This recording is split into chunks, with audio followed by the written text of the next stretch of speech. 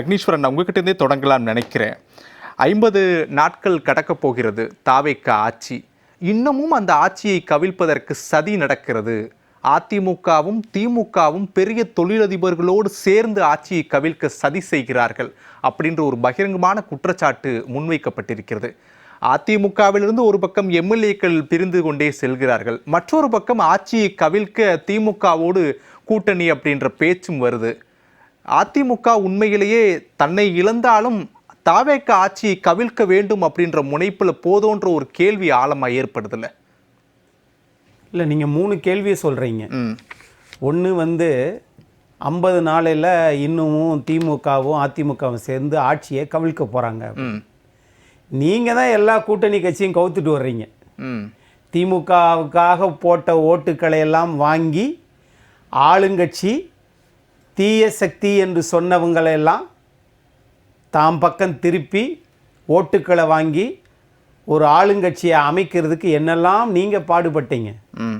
ஆனால் நீங்கள் இன்னைக்கு மாற்றி நம்மளை யாரும் குறை சொல்லிவிடுவாங்களோன்னு சொல்லி திமுகவும் அதிமுகவும் ஒன்று சேர்ந்து ஆட்சியை கவுக்க பார்க்குது. ஒன்றும் கிடையாது, அது கவுக்க வேண்டிய அவசியமே கிடையாது. அது நீங்களே கவுத்துக்குருவீங்க.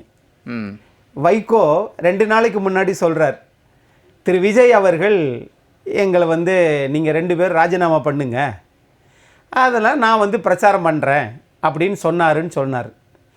இன்றைக்கி சொல்கிறாரு, இல்லை அப்படி சொல்லலை, நான் சொன்னேன், அதுக்கு திரு விஜய் அவர்கள் நான் பிரச்சாரத்துக்கு வர்றேன்னு சொன்னாருன்றார்.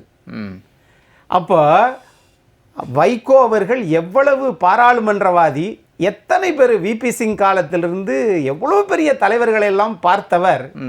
2 நாளைக்கு ஒரு தடவை இந்த மாதிரி ஸ்டேட்மெண்ட் மாறுதுன்னா இதுக்கு பேர் என்ன சக்தி? இது ஒன்று. ஆகையினால அதுக்கு சம்பந்தமே கிடையாது. நீங்கள் இந்த மாதிரி சொல்றதுனால நீங்கள் உத்தம சக்தி அப்படின்னு பேர் எடுக்க முடியாது. இங்கே மைனாரிட்டி அரசாங்கம், மின்சாரம் தொடர்ந்து துண்டிக்கப்பட்டு கொண்டே இருக்கிறது. இதுக்கு என்ன செய்கிறதோ அந்த வேலையை பாருங்க அப்படின்னா இல்லை. இது ஒன்று. 2வது, அதிமுக தொடர்ந்து போய்கொண்டே இருக்கிறார்களே அப்படின்னு நீங்கள் கேட்டீங்க. தொடர்ந்து போய்கொண்டே இருக்கிறார்களே அப்படின்னு கேட்டால் இவர்கள் ஆசைப்படுவது தொடர்ந்து போய்கொண்டே இருக்க வேண்டும். ஏதெல்லாம் ஆளுங்கட்சியாக இருக்கிறதோ அவங்களோடு போய்கொண்டே இருக்க வேண்டும். இது அக்னீஸ்வரனுடைய பார்வை. அதிமுக பிரிந்து சென்ற எம்எல்ஏக்கள் பார்வையில் இதை நீங்க சொல்லவே விடலையே. அதாவது கரை வேஷ்டி மாற்றிகள், கரையை மாற்றிக்கொள்வது. வெள்ள வேஷ்டி ஒண்ணுதான், ஆனா அந்த கரை மட்டும் மாறிக்கிட்டே இருக்கும்.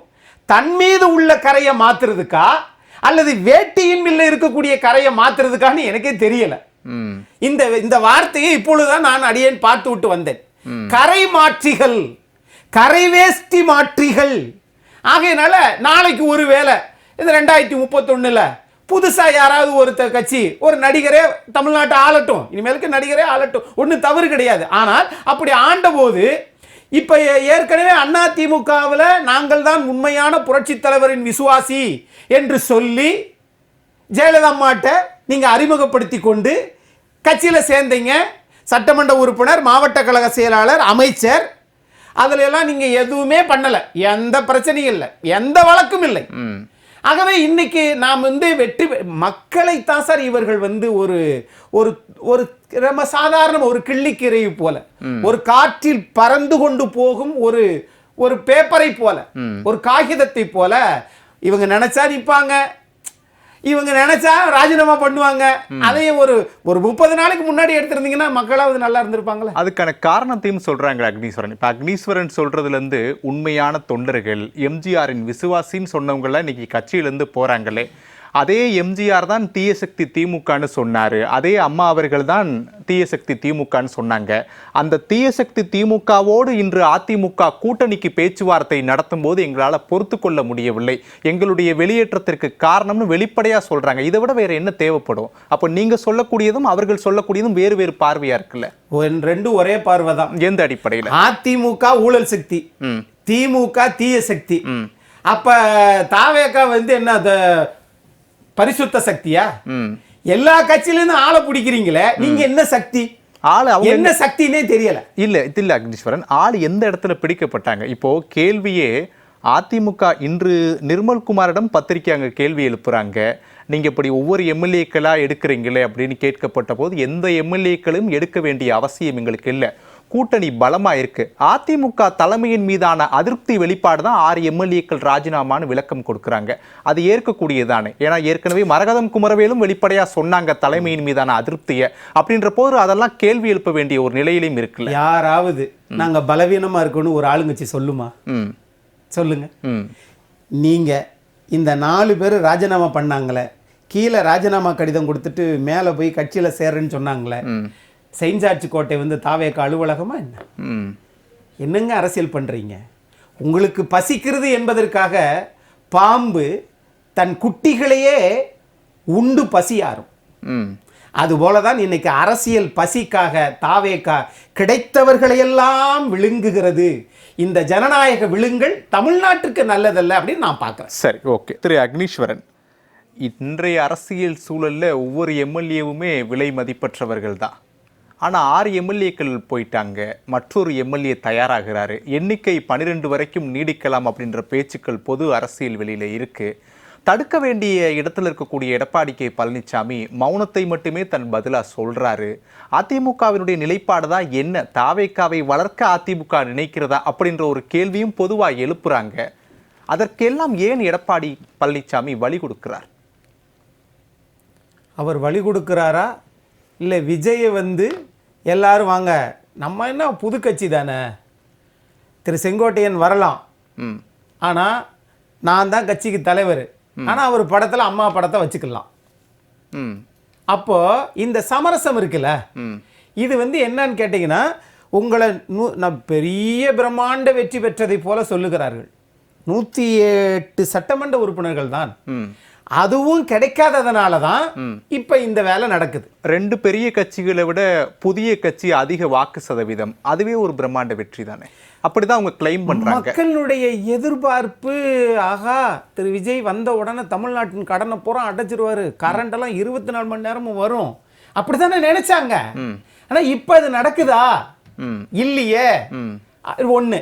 இன்னொரு விஷயம், இங்க இருக்கக்கூடிய இந்த ஒரு அமைச்சர், தாம்பரம் சட்டமன்ற உறுப்பினர் அமைச்சர், அதுக்கு என்ன நடவடிக்கை எடுத்திருக்கீங்க? பரிசீலனை பண்றோம், அது குறித்து சொல்லியிருக்காரு. சரி, நீங்க மேலூர்ல உயர்கல்வித்துறை அமைச்சர் அந்த செயலுக்கு புகார் கொடுத்திருக்கிறாங்களே, என்ன நிலைமையில இருக்கு? சரி, அதை கூட விடுங்க. மே மாசம் எர்ணாகுளத்துல வழக்கு தாக்கலாயிருக்கிற புதிய தமிழகம் கட்சியினுடைய தலைவர் திரு கிருஷ்ணசாமி அவர்கள், இவர் அமைச்சராக நீடிக்க கூடாது, அந்த வழக்கு முடியும் வரைன்னு தமிழ்நாட்டில் எந்த அரசியல் கட்சி தலைவரும் சொல்லவில்லை. ஐயா கிருஷ்ணசாமி அவர்கள் மட்டும் சொல்லி இருக்கிறார். அதை ஏன் தமிழ்நாட்டில் பேசுபொருளாக முதலமைச்சர் நினைக்கல? இதையெல்லாம் மடைமாற்றம் செய்வதற்கு இப்படி. இன்னொன்னு, இந்த ஜெயா பிளஸ் தொலைக்காட்சி வழியாக சொல்லுகிறேன், எத்தனை ஆண்டு காலத்துக்கு தாவேகா ஆட்சியில் இருக்கோ அத்தனை வருஷமும் பாஜகவை ஒரு தும்மல் கூட போட மாட்டாங்க, எழுதி வச்சுக்கோங்க. அதே மாதிரி மத்திய அரசோடு இணக்கம் என்று சொல்லிக்கொண்டு திமுக அதிமுகவை காலி செய்வதற்காக திரு விஜய் அவர்களை பயன்படுத்தி இருக்கிறார்கள். அது பல்வேறு யுக்திகள். தம்பி சொல்லும்போது சொன்னாப்புல இந்த மாதிரி இந்த தேரி அப்படின்னு. மக்கள் வந்து பப்ளிக் ஹஸ் காட் ஷார்ட் தேரின்னுவாங்க, ஷார்ட் மெமரி, அவ்வளவுதான். 1967 என்ன நடந்துச்சு அது இப்ப கேட்ட தெரியாது. ஆனா விஜய் எத்தனை படம் நடிச்சாரு இப்ப கேட்டா சொல்லுவாங்க. புரட்சி தலைவர் எம்ஜிஆர் எத்தனை படம் நடிச்சாரு இப்ப கேட்டா தெரியாது.